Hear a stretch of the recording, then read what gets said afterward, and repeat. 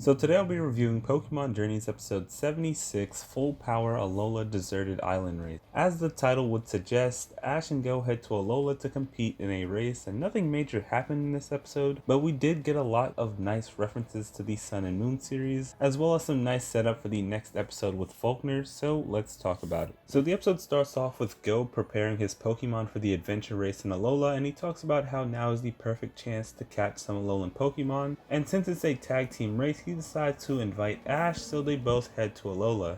And after they're done registering for the race, Ash is immediately recognized by two fanboys who want to take pictures with him since he's the first champion of Alola. And this is also Go's first time learning that Ash is the champion of Alola, which means two things. One, it was never brought up in Ash's return to Alola, and two, Ash never talks about his past adventures or accomplishment, which really shows how humble he's become since the days of bragging about gym battle wins in the Battle Frontier. I do still wish he would talk more about the championship though. So after that, the two brothers say that they want to beat the champion with their power, referring to Z moves, and then we get an explanation of the rules and the prize for winning, and the race begins. And right off the bat, Go makes good use of Boldore, and we see Team Rocket, who came to steal some Pokemon before they then start thinking about their Alolan Pokemon and seeing them later. After that, we see Ash and Go continue with the race, and they come across the brothers who fail to use the Z move and have to be bailed out by Boldore.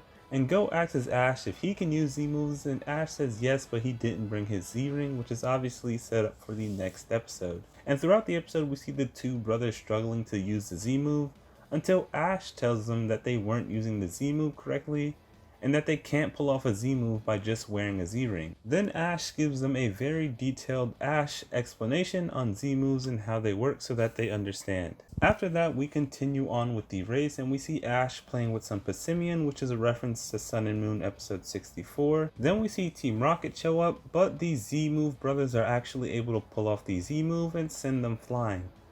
Then the race ends with Ash and Go winning the trophy and the brothers winning the donuts. After that, we see Team Rocket meet up with their Alolan Pokemon, and even though it was short, it was nice to see them meet again, and I really want Jessie to have Mimikyu again. I think it'd be pretty cool to see both Jessie with Mimikyu and James with Morpeko at the same time. After that, we see the Z-Move brothers thank Ash for his advice, and they say that they'll train to use their Z-Move so that they can battle the champion. And I really love this moment because it shows how far Ash has come as a trainer, since now he's the one that people look up to and aspire to be like in battle, which is something I really liked about this episode. So the episode ends with us learning about Ash's scheduled official hyperclass battle against Volkner, who's ranked 27, and I think it's pretty interesting that these battles are scheduled because it probably means that Ash is going to battle all of the characters that we saw in the silhouettes at the end of episode 65, meaning that we'll have at least 5 ultra class battles. So even if Ash does move up quickly in rank, if he beats Volkner, it won't be too high since he has other battles coming.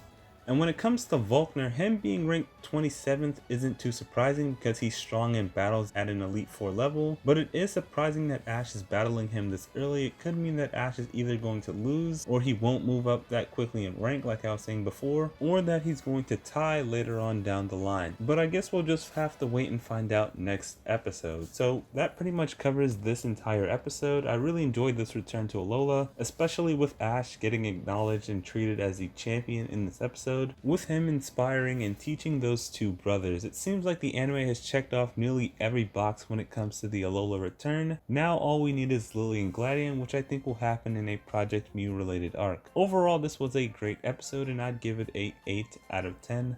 Let me know what you thought of this episode in the comment section below, and what do you expect from Ash versus Volkner next week. With all that being said, thanks for watching and bye.